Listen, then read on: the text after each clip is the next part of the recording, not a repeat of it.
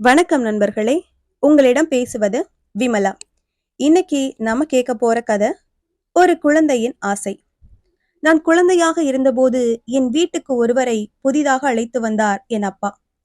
அவரை என் அம்மாவுக்கும் பிடித்திருந்தது. இருவரும் என்னை விட அவரை அதிகம் கவனித்தனர். அதனால் ஆரம்பத்தில் எனக்கு அவரை பிடிக்கவில்லை. சீக்கிரமே அவர் எங்கள் குடும்பத்தில் ஒருவராகி போனார். நாட்கள் செல்ல செல்ல எனக்கும் அவரை மிகவும் பிடித்துவிட்டது. என் அப்பாவும் அம்மாவும் எனக்கு அறிவுரை சொல்லிக்கொண்டே இருப்பார்கள். இவரோ அறிவுரை எதுவும் கூறுவதில்லை. அவர் கூறுவது அனைத்தும் சுவாரஸ்யமாகவே இருந்தது. அவர் ஒரு அற்புதமான கதை சொல்லி. அவர் தன்னுடைய பேச்சு திறமையால் மணிக்கணக்கில் கட்டி போட்டு விடுவார். காதல் கதைகளை உள்ளம் முருக சொல்லுவார்.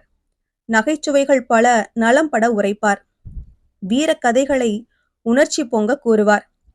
அறிவியல், அரசியல், வரலாறு இன்னும் பலவற்றையும் கரைத்து குடித்தவர், கற்றுத்தருபவர். வித்தைகள் பல செய்து வியக்க வைத்தார். அவர் என்னை சிரிக்கவும் வைப்பார், சிந்திக்கவும் வைப்பார், அள வைத்து வேடிக்கையும் பார்ப்பார், அச்சுறுத்தியும் மகிழ்வார், ஆனந்தத்தில் மிதக்க வைப்பார், அவஸ்தையிலும் மூழ்க வைப்பார்.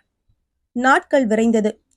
நாளுக்கு நாள் அவரது பேச்சு அதிகரித்ததே தவிர குறையவில்லை. அம்மாவுக்கு இப்போதெல்லாம் அவரை பிடிப்பதில்லை. அவரை வெளியே அனுப்பிவிட விரும்பினாள். ஆனால் அது முடியவில்லை. அப்பா அவரை பற்றி அவ்வளவாக அலட்டிக் கொள்ளவில்லை. தற்போதெல்லாம் எங்கள் வீட்டுக்கு உறவினர்கள் வருவதில்லை. உறவினர்களை சரியாக கவனிக்க முடியாமல் அவர் தடுத்தார்.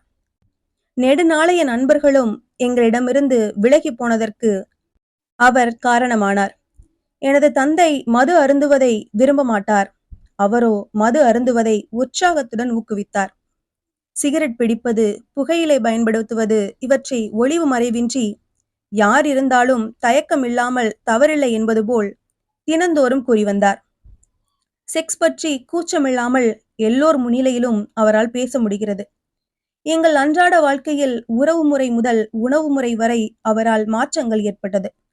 நாங்கள் ஒருவருக்கொருவர் பேசிக்கொள்வது கூட குறைந்து போனது. எனது தாய் தந்தையர் பின்பற்ற சொல்லும் நல்ல விஷயங்களுக்கு எதிராகவே கருத்து கூறி வருவதை வழக்கமாக கொண்டார். நல்ல கருத்துக்களை அவர் காது கொடுத்து கேட்பதில்லை. நாங்கள் எங்கு இடம் மாறினாலும் கூடவே வந்த அவரை தடுக்க முடியவில்லை. இப்போது நீங்கள் எங்கள் வீட்டுக்கு வந்தாலும் அவரை பார்க்கலாம். இன்னமும் ஹாலில் உட்கார்ந்து கொண்டு உங்களுடன் பேச காத்து கொண்டிருக்கிறார். நாங்கள் பேசுகிறோமோ இல்லையோ, அவர் உங்களிடம் நிச்சயம் பேசுவார். அப்படி யார் அவர்? அவர் பெயர் என்ன? அவருக்கும் உங்களுக்கும் என்ன பந்தம் என்ன என்று தானே கேட்கிறீர்கள். அவருடைய பெயரை சொன்னால் நீங்கள் இப்படி கேட்க மாட்டீர்கள். கொஞ்சம் இருங்கள்.